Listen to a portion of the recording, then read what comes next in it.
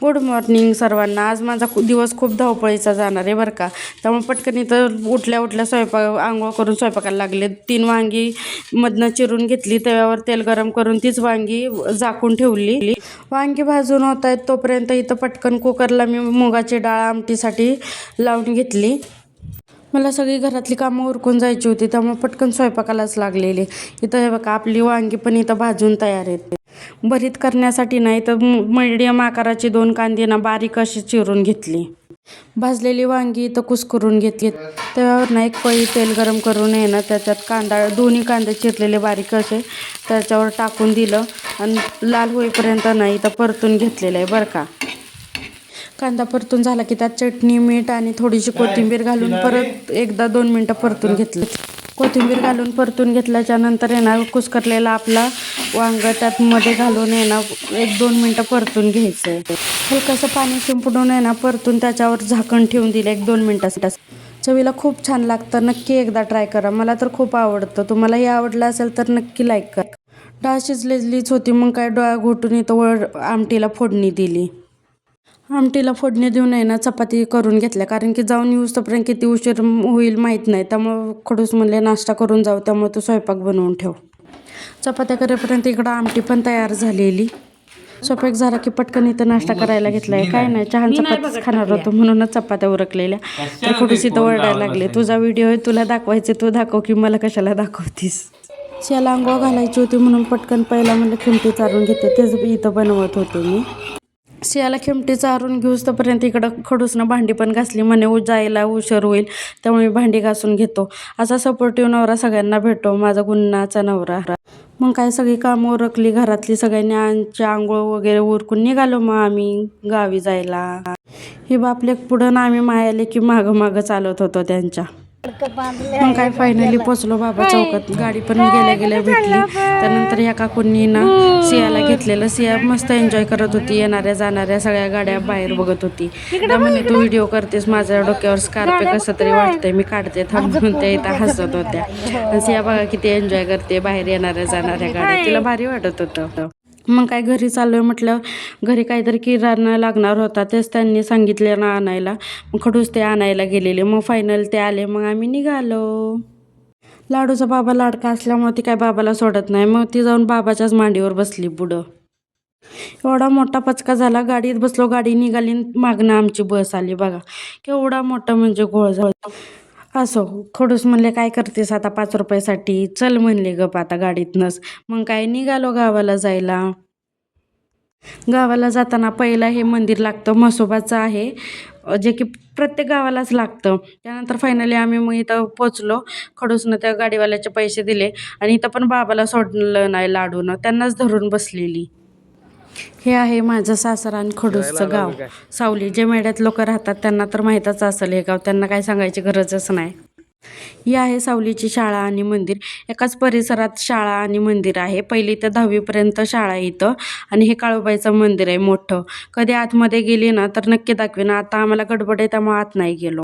हे बघून लहानपणीची आठवण आली, कारण की आम्ही पण शाळेला होतो ना, तर वर्ग भरायच्या आधीची अशीच साफसफाई करून घ्यायची आमच्याकडनं पण. रस्त्याला गाड्या वगैरे नव्हत्या म्हणून खडूस म्हणले आता चालत चल, म्हणून तिला खाली सोडलं चालायसाठी. तर ती म्हणे ना नजर हटेन दुर्घटना घटी, तसं काही तसंच झालंच बघा.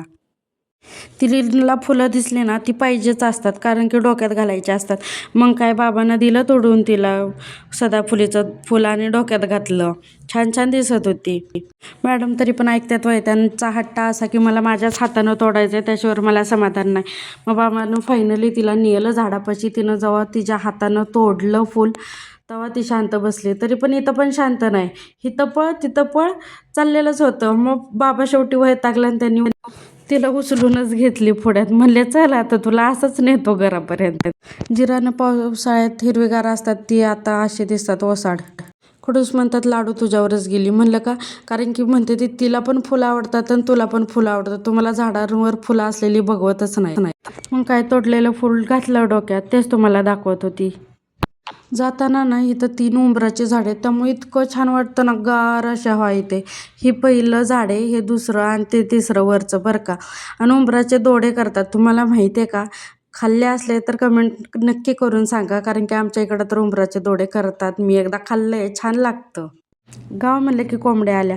कोंबडीला बहुतेक पिल्लं झालेली, त्यामुळे त्या आजीनं त्यांना चारत होत्या. कारण की कोंबडीच्या पिल्लांना असं चरायला एकटं सोडलं ना, मग कुत्री नाही तर मांजर काय करतात, निशाणा लावून बसलेले असतात आणि कोण नाही दिसलं ना की त्या पिल्लांना खाऊन टाकतात. त्यामुळं असं काही लक्ष ठेवायला लागतं. मग त्या आजी तेच करत होत्या, बाकी काही नाही. जे गावाकडचे असतात त्यांना तर माहीतच असेल. मग काय, आलो घरी फायनली.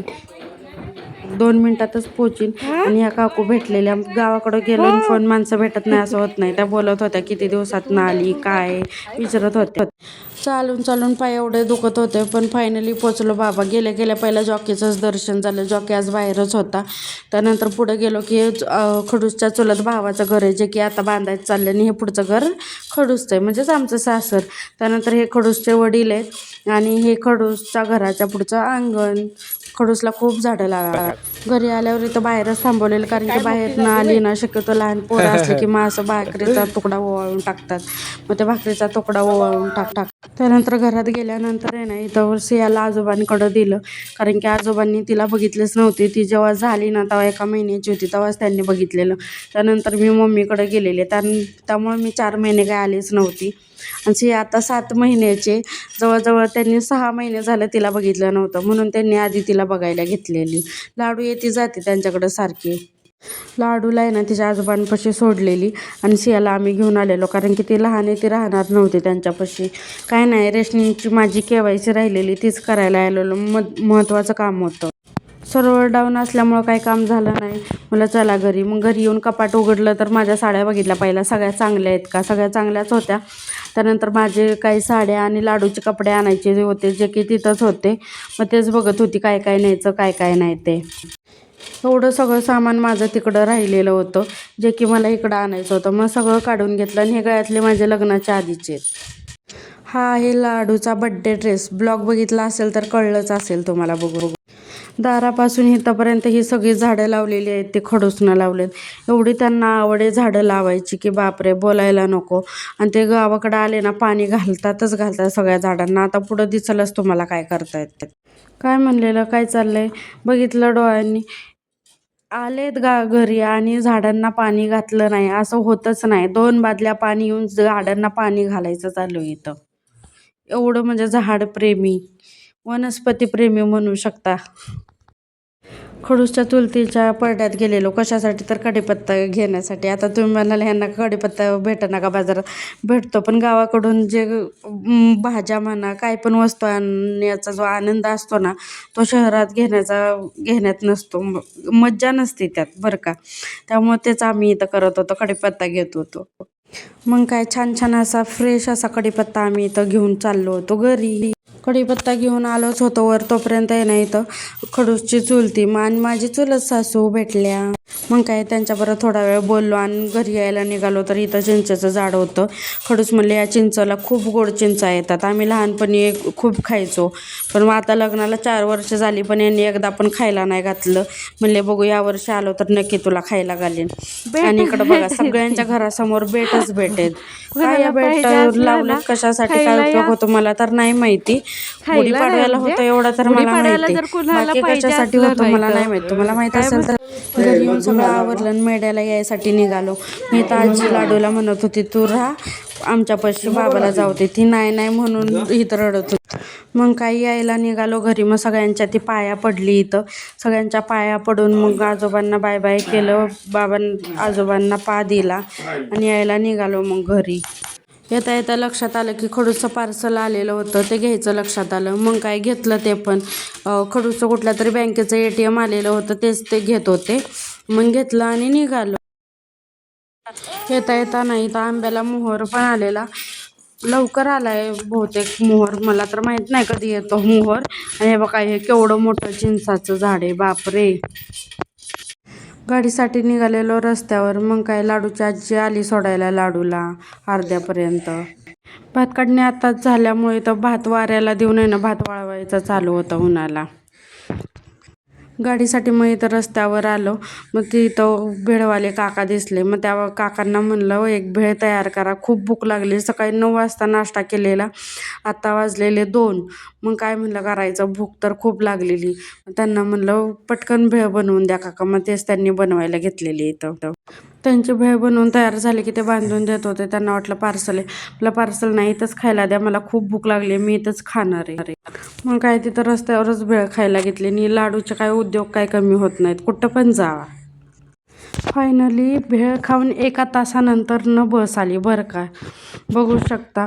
त्यामुळे मी खडूसच्या गावाला जात नाही, कारण की त्यांच्या इकडं गाड्याच नसतात. तास दीड तास थांबायला लागतं रस्त्यावर. तेव्हा गाडी बसमध्ये एवढी जागा होती की शेवटी मागं येऊन जागा धरून बसायला लागलं. सिंहाचा तर प्रवास बापरे, बाहेरच्या गाड्या येणाऱ्या जाणाऱ्या, झाडं पळणारी बघण्यातच आमचा प्रवास झालाय पूर्ण. फायनली पोचलो बाबा मेढ्यात, आता काय टेन्शन नाही. त्यानंतर इथं डेपोतच उतरलेलो, कारण की आम्हाला बँकेत जायचं होतं, कारण की लाडक्या लेकीचे पैसे लाडूचे आलेले होते आणि सिंहाचा लाडक्या लेकीचा फॉर्म भरायचा होता, त्यासाठीच. मग काय निघालो बँकेत जायला इथनं चालत. खडूस म्हणले पटापटा चाल म्हणजे लवकर जाऊ, नाहीतर गर्दी झाली की भेटायचं नाही. आणि हा आहे मेढ्याचा डेपो बरं का. चालत येऊन 5 मिनटं लागली बँकेत पोचायला. फायनली मग आम्ही इथं बँकेत पोचलो. तिथनं चालत येऊस तोपर्यंत 5 मिनटाचाच रस्ता आहे, तरी पण मॅडमांची 5 मिनटात एवढी गाडी झोप लागलेली. मला झोपल्यात तर झोपू दे. मग काय खडूस लागले कामाला. पहिला तर आम्ही लाडूचे पैसे काढणार होतो, लाडक्या लेकीचा जो हप्ता आलाय तो, आणि त्यानंतर मग सिंहाचं न्यू अकाउंट आम्ही खोलणार होतो. प्रोसेस इथं कंप्लीट. फायनली बाबा पैसे काढले. तिचा पहिला हप्ता 5,000चा आलेला, तोच काढलेला. आणि पैसे काढण्याचं कारण हे की आम्ही तिच्या नावावर आहे ना SIP चालू करणार आहे, बाकी काय नाही. पैसे काढून झाले की त्यानंतर मग न्यू अकाउंट खोलायची तर प्रोसेस चालू होती, जॉईंट अकाउंट माझं आणि सिंहाचं. लाडू सकाळी लवकर उठते आमच्याबरोबरच, आणि आज दिवसभर तिची धावपळ पण खूप झाली, त्यामुळे ती झोपली. महाराष्ट्र बँकेनं नवीन कायदा काढलाय की नवीन अकाउंट खोललं की ATM भेटतं, कारण की लाडूच्या वेळेस आम्ही नवीन अकाउंट खोललं तेव्हा आम्हाला ATM भेटलं नव्हतं. सिंहाच्या वेळेस भेटलं तेव्हा आम्हाला तिच्या नावाचं आता ATM भेटलंय. आता काय डायरेक्ट पैसे काढणे. तुमच्याही घरात 2023च्या नंतर मुलगी जन्माला आली असेल तर तिचाही फॉर्म नक्की भरा, कारण की खूप फायदेशीर आहे. तुम्हाला 1ही रुपया न खर्च करता तुम्हाला 1,01,000 रुपये मिळतो सरकारकडून. तुम्हाला जर या योजनेबाबत अजूनही माहीत नसेल तर मला कमेंट करा, मी नक्की याबद्दल माहिती सांगण्याचा प्रयत्न करेन, कारण की तुमच्या मुलीचा यामध्ये फायदा आहे आणि तुम्हाला 1ही रुपया खर्च करायचा नाही आहे. तुम्हाला सरकारकडून हे पैसे भेटतात, त्यामुळे नक्की कमेंट करा. त्यानंतर मग लाडूसाठी इथं बेकरीत आलेली, थोडंसं खायला घेतलं तिला आणि निघाली. घरात पण पोचले नाही, दारातच होते तोपर्यंत ह्या मॅडम बघा खायला घेण्यासाठी पळत आली लगेच, खाऊ आणलाय म्हणून. मग काय तिला दिलं तिचा खाऊ काढून. लगेच मॅडम आमच्या खूप खुश. बाईच्या 5वीला कामं पुजलेली आहेत, ती कधी संपणार नाही, हे तर खरी गोष्ट आहे बरं का. कारण की एवढी दमून थकून हारून आलेली आणि एवढी कपडे आल्यानंतर धुवायचे बघून माझं डोकंच फिरलं. मग काय घेतली कपडे धुवायला. एवढी भूक लागलेली पण पहिला म्हटलं कपडे धुणार. मग कपडे धुवून घेतली. कपडे धुवून बाहेर अंथरुणं वाळवलेली ती घड्या घालायला आणल्या. बाहेरचं उरकेपर्यंत ही भांडी दिसली. मग काय मांडायला घेतली आणि अर्धी भांडी तर घासायला होती, ती तशीच ठेवली पाणी आल्यावर घासायला. आणि मग झाडू मारून घेतला पटकन. झाडू मारून इथं दूध तापवायला ठेवलं, कारण की पाणी आलेलं. मग यामध्ये लुडबुड करणारे खडूसला माहीत होतं, म्हणून त्यांनी इथं TV लावून दिली आणि मी लागली पाणी भरायला. पाणी भरून झाले की तर मी मूग डाळीचा हलवा केलेला, तिथे दोघं एन्जॉय करत होती. ना असा होता आमचा हेक्टिक धावपळीचा दिवस. तुम्हाला कसा वाटला नक्की कमेंट करा, आणि लाडक्या लेकीसाठी फॉर्मची माहिती पाहिजे असेल तरी कमेंट करा.